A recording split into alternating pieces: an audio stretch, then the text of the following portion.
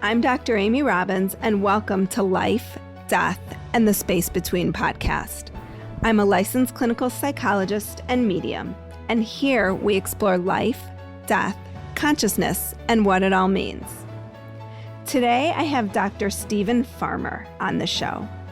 Dr. Farmer is a licensed psychotherapist, shamanic practitioner, soul healer, and author of several best-selling books and oracle cards, including Animal Spirit Guides, Earth Magic Oracle Cards, Children's Spirit Animal Cards, Healing Ancestral Karma, and the recently released Shaman's Path Cards.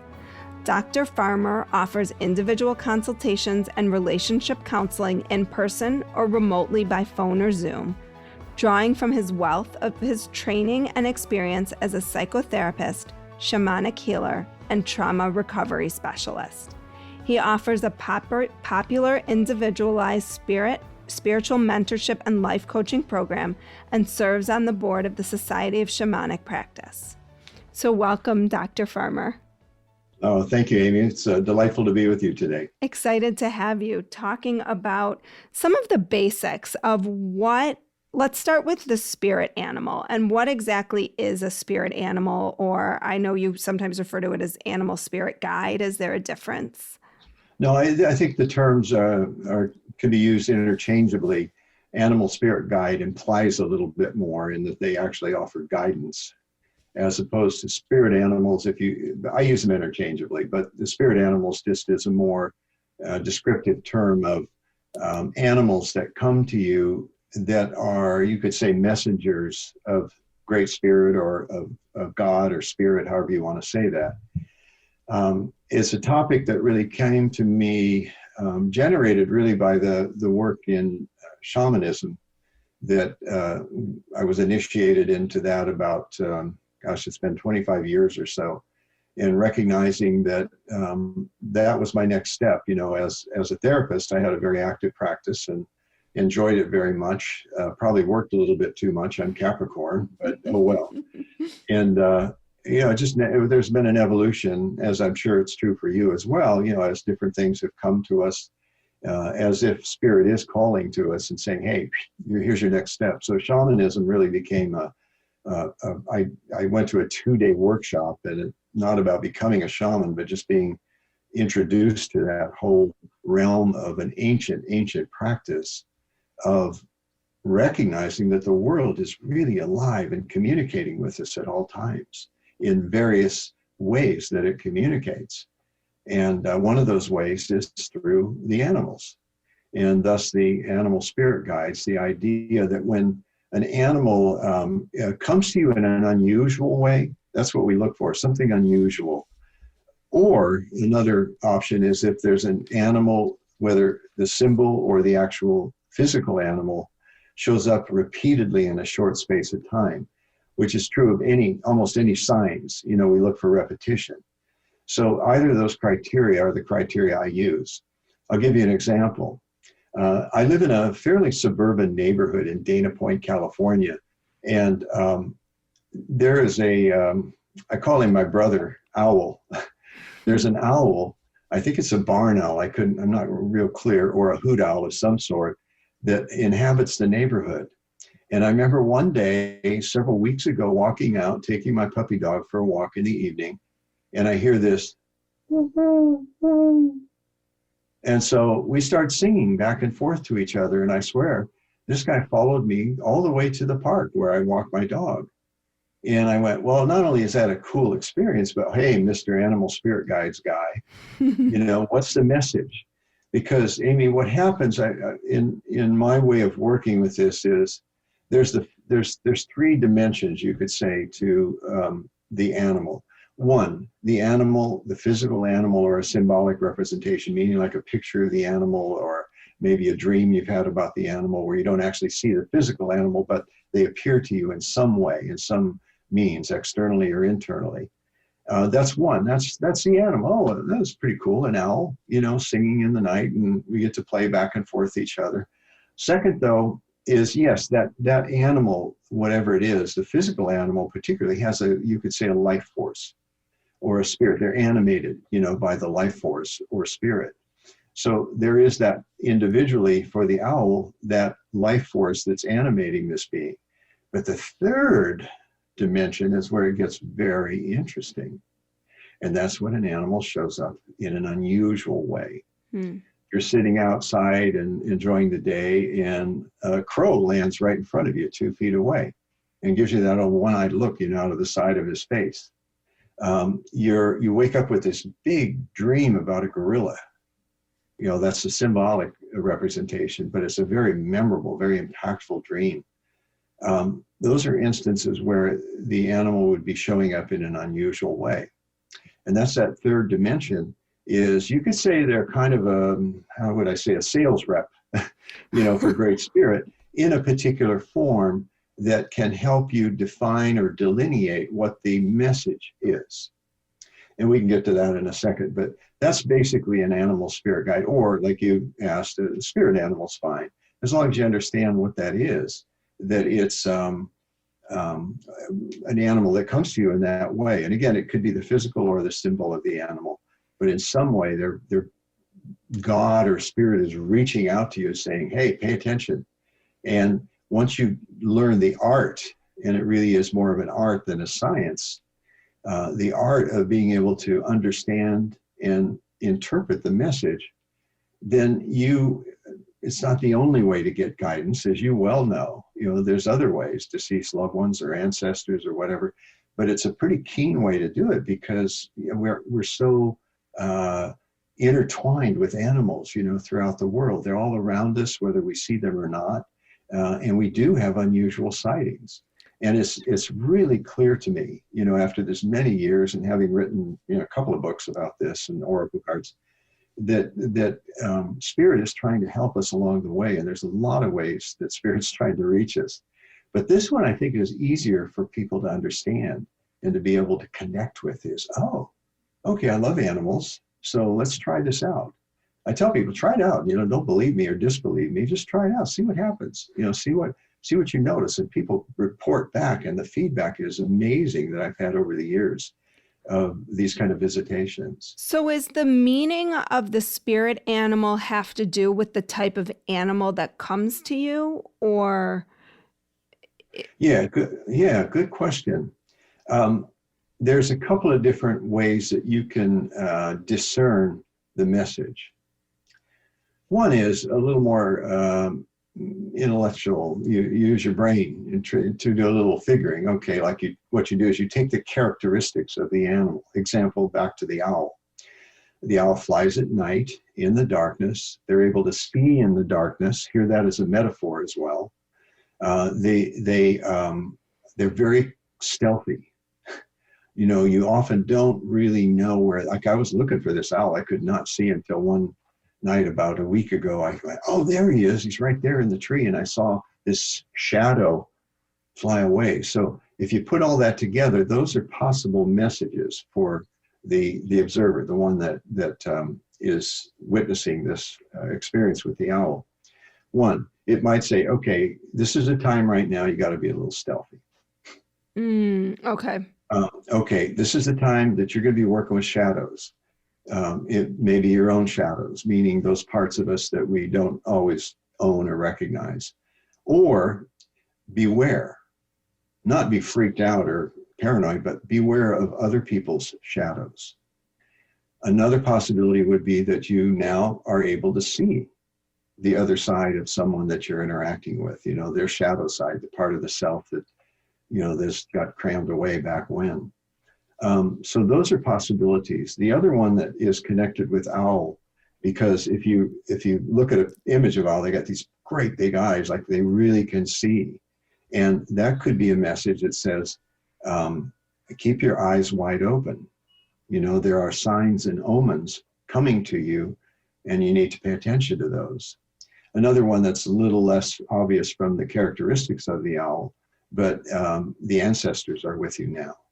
That is something that other cultures that are familiar with owls often indicate that they say that's what the owl is really telling. The ancestors have a message for you. So that's an example. The other one in addition to, one way of looking at it is the characteristics of the owl. I sometimes jokingly say, if you want to know, go look at my book, because the book does have possible messages that Right. you may be getting from this animal or this one. However, what I like to teach, Amy, is to go direct. Shamanism, the practice of shamanic practice, not being a shaman, but shamanic practice, which connects us with our deep ancestry. Everybody, every ethnicity, every culture has in their history some person you could call a shaman, somebody who was the go-to person in the tribe. They were the healer, the herbologist, the seer, the medium, etc. But here's the deal. This is the one that's, I won't say my favorite, but it's what I want to encourage people to do. Ask the spirit animal. And the way you do that would be something like owl, not the physical owl, not just the animation of the physical owl, but that owl that's representing the oversoul or the collective consciousness of all owls. That's really, really powerful. Owl, what's your message? And as soon as I ask that question, I pay attention to everything that comes to me. What I see, what might be external, what I see in my mind's eye, what I see, what I hear, the voice in the head, in the mind, or maybe some passing stranger. It could be internal or external. A third way is, I call it kinesthetic, for lack of that's the best term I've come. Kinesthetic means just what you feel in your body, sensations that come to you, the prickles on the back of the neck, anything like that. And the fourth way is it's hard sometimes to distinguish this fourth way from hearing, auditory, but we'll call it cognitive. And that's a lot of times people will just know what the message, you know what I mean? I think you're probably cognitive, at least in part. Yeah. You don't know why or how, you're not sure what you're seeing or hearing, but you just know. And that's an absolutely legitimate way to receive the message. So lengthy explanation, but I think it's worth it, for people listening, is try this out. As I said to you earlier, and I tell people, don't believe me or disbelieve me, but be a scientist. Your best science is your experience. So next time something like this comes up, give it a shot, see what happens. And then related to all this is trust what you get. Always, right? Yes, always. You know this well, I'm sure, Amy. So anyway, that's a relatively brief idea of how to identify and work with spirit animals. Is a spirit animal always with you, or do they come in and out? So, people will say, an owl is my spirit animal. Is that consistent, or the animals kind of ebb and flow depending on what you need to know and understand? That's a really good question. I think it's an important one too, because any animal can be an animal spirit guide. Domesticated animals can be an animal spirit guide. Your deceased dog or your cat, can be an animal spirit guide. Many people have said, I hear my cat, they died 2 weeks ago, and yet I hear her, every so often. The distinction when somebody says my spirit animal is a deer is this. What they're really saying is something that you could call a totem or a power animal. Power animal in the traditions I've learned is that spirit animal that stays with you for many, many years. Whereas an animal spirit guide, which is sort of a general term for any animal that comes to you in that way, typically would be an animal in the wild, not always, but definitely when it's an animal or a spirit animal associated with you and in relationship with you for years, that's an animal that's in the wild. They're still not domesticated. So my puppy dog Samson, when he goes, he could be a spirit animal, an animal spirit guide, but he can't be in this paradigm, can't be a power animal or a totem animal. And those two, for our purpose, those two terms are interchangeable. So a lot of times then people go, well, how do you find out what your power animal is? What people sometimes call their spirit animal that stays with them. And there's a couple of different ways. You could go recruit a shaman shamanic practitioner, and ask them to help you find your power animal. That's one possibility. Another one, though, is when an animal persistently comes to you again and again and again. Here's what you do. Again, close your eyes, take a couple of deep breaths. And let's say it's fox. Fox spirit, are you my power animal? And like I said before, then you pay attention to the answer that comes to you. They may say no, but let me take you to someone, and they take you over to tortoise.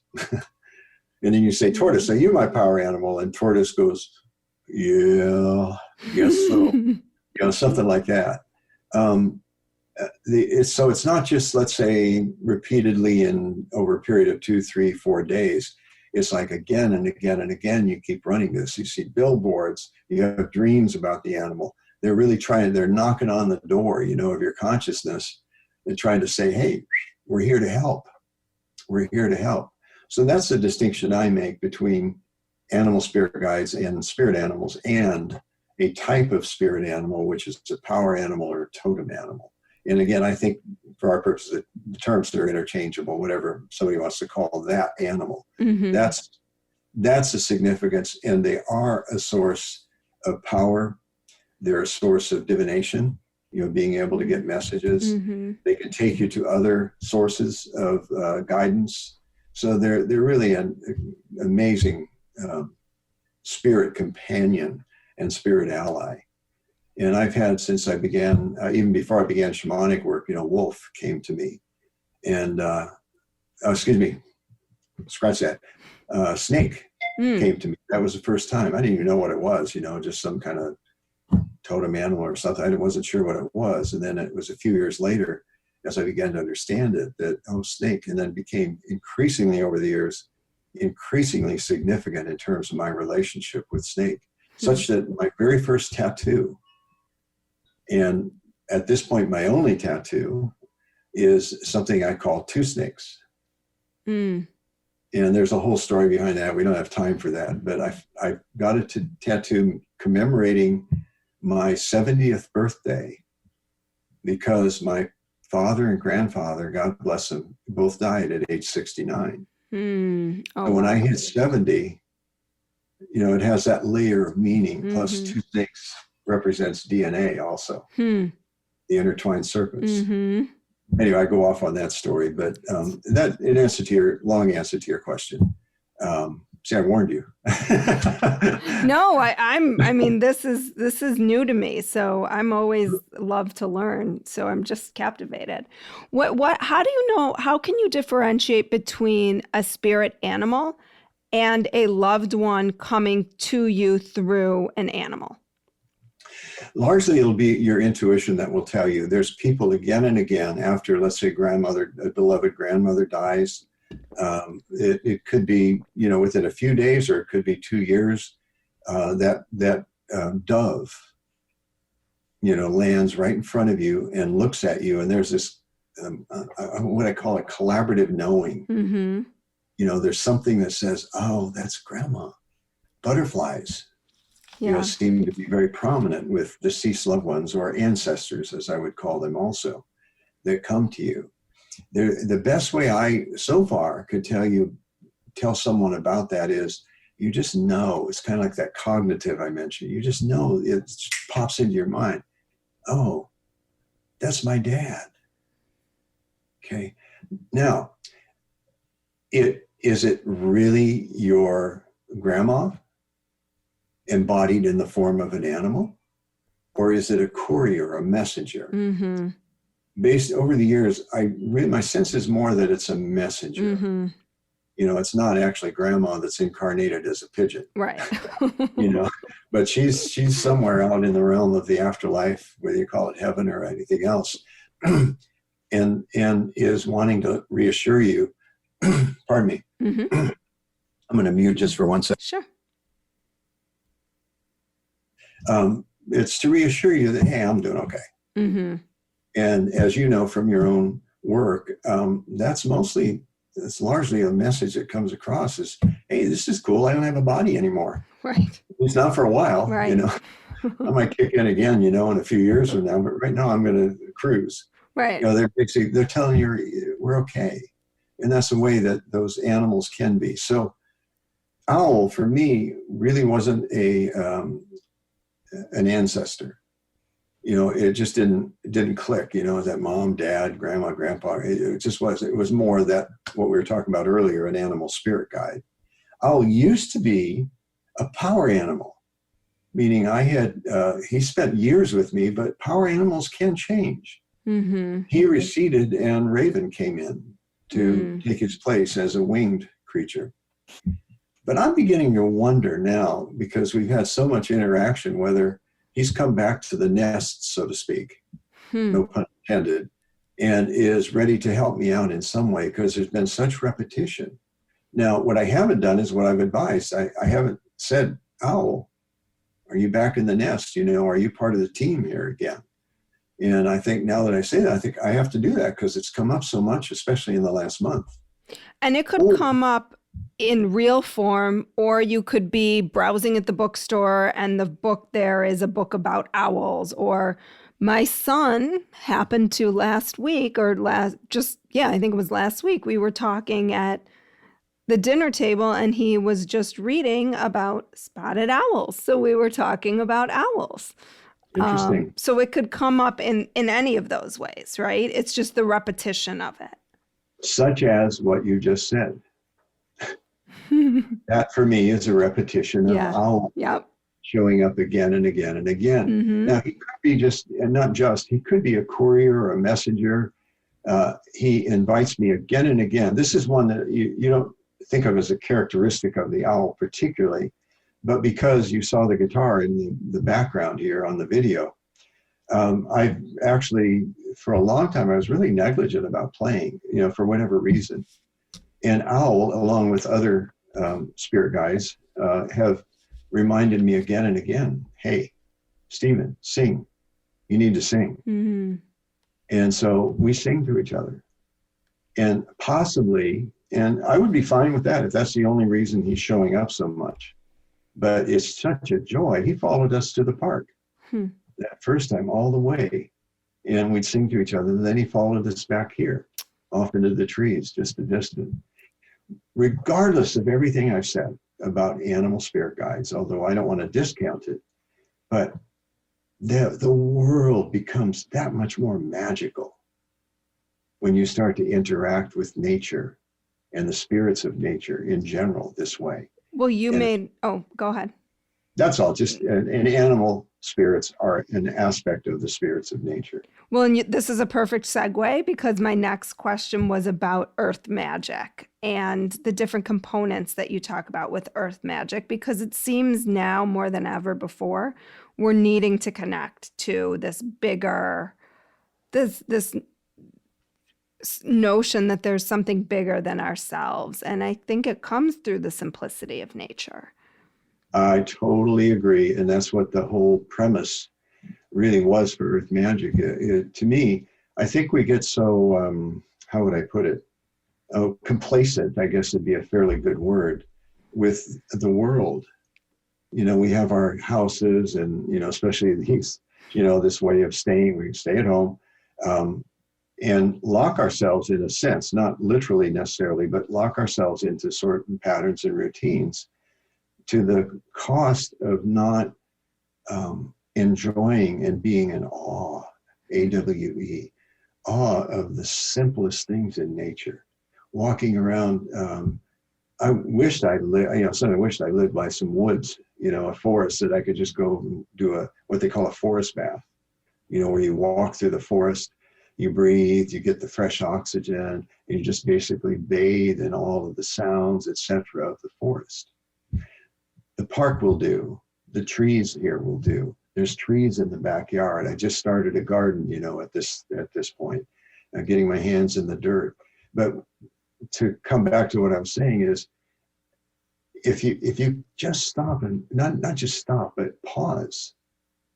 When you're walking outside, it could be in an urban area, and there's only one tree, let's say, that's sticking up through the concrete. Pause for a second and just literally be. with that tree. And there's something that begins to happen if you just stay with it. And that's that you enter into this, I'll call it a collaboration. It's not just you, it's the tree and the life force of the tree, not even tree spirit, the collective consciousness, just even the life force of the tree. And then you watch as the wind blows and it bends, and you recognize that the tree embodies both the ascendant as well as the descendant. The roots go deep into the earth. At the same time, there's this reaching towards the heavens. What a marvelous characteristic. How awesome that can be. I get chills as I talk about it. Or go out and walk on the grass, but do it really slowly. And take your shoes off. Take your shoes. I dare you guys, whoever's listening to this, I dare you, double dare you, and triple dare you.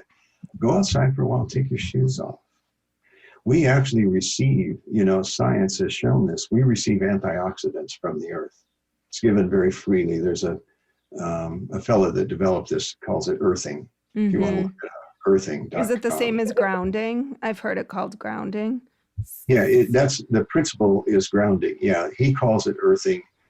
Kind of weird to take a noun and turn it into a verb, but okay, we'll take it. But yeah, grounding, staying connected. We are so out of our bodies in so many ways. And the earth, the remembering, that's what one teacher, mentor of mine says, all the stuff that we do, encounter trainings and therapy and counseling and all this, it's really to help us remember who we really are. Because we have, as I've been told again and again, we're a very forgetful species.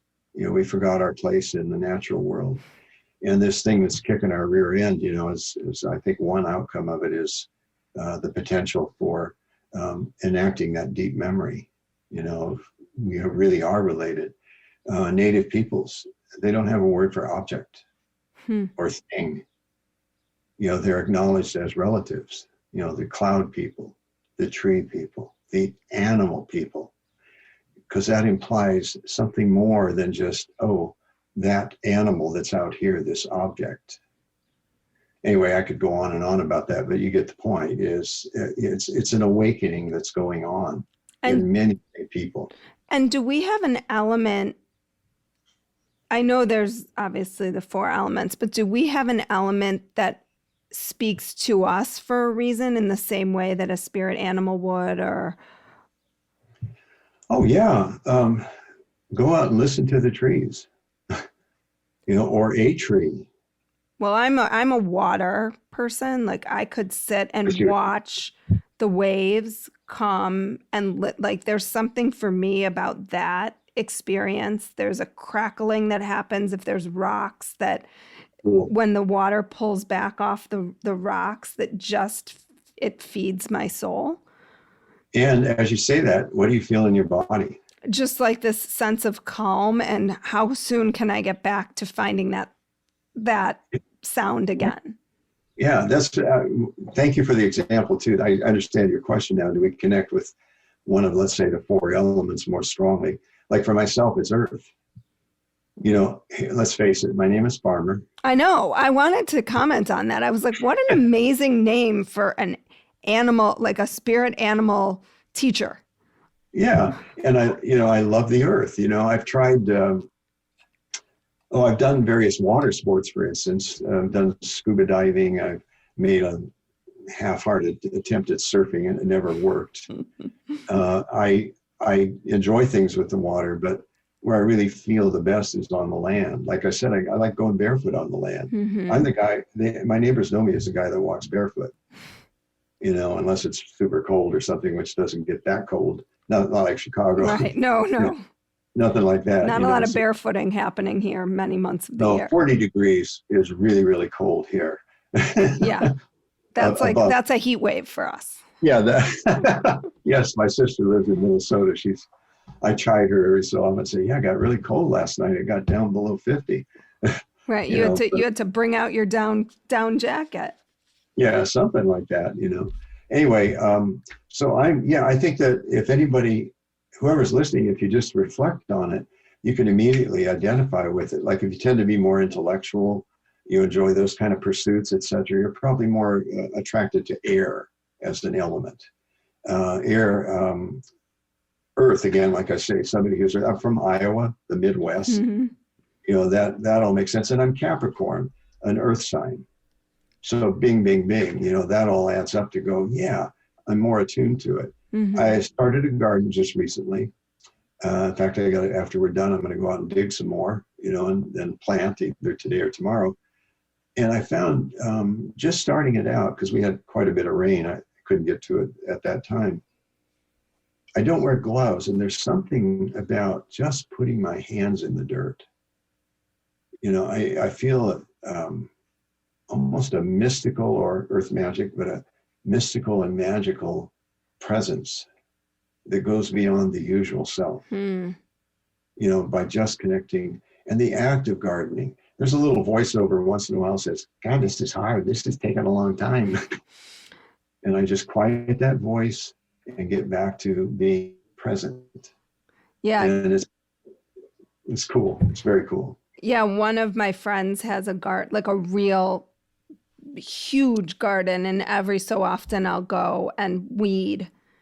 And I'm there and I'm like, I look back at what I've done and I'm like, wait, how have I been weeding for an hour and gotten a foot or 2 feet?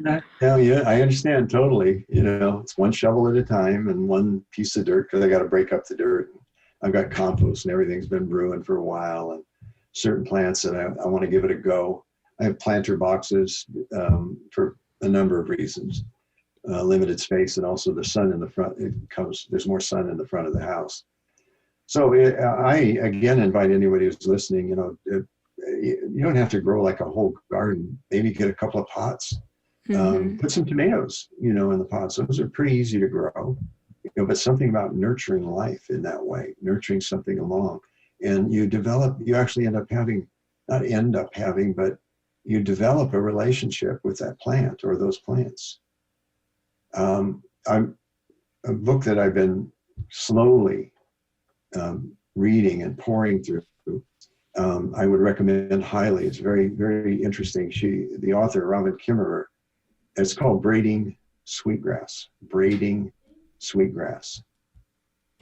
And she's not only a really good writer, but she has a connection with, she's Potawatomi, which is a native tribe that is in upstate New York or nearby, or Canada, New York. And she's also an ecologist. She's a scientist. So she's got both angles. And I highly recommend. I've really been enjoying it. Just the way she describes, again, things we're talking about here. They've influenced me. When I started my garden, I'm making a habit every morning of reading, before I do my downloads, my meditations. And so I've been reading her book, a chapter at a time. And interestingly enough, when I was ready, I got all the stuff ready to do the gardening. And the chapter I was reading was about gardening. So, again, nice synchronicity. Right. An alignment. An alignment. Yeah. That's a good way to put it. Yeah. Excuse me. Well, I don't mean to mute when I do that. This was so interesting and eye-opening for me today. If people are interested in hearing more about your work or finding your work, where can they find you? Oh, in Dana Point. No, I'm being a smarty. I would like to come find you there. It's yeah, in the summer, it's the best time to come, or spring. It's probably even better, fall or spring. Anyway, they can find my stuff on Facebook is Dr. Stephen Farmer. And then my website is Dr.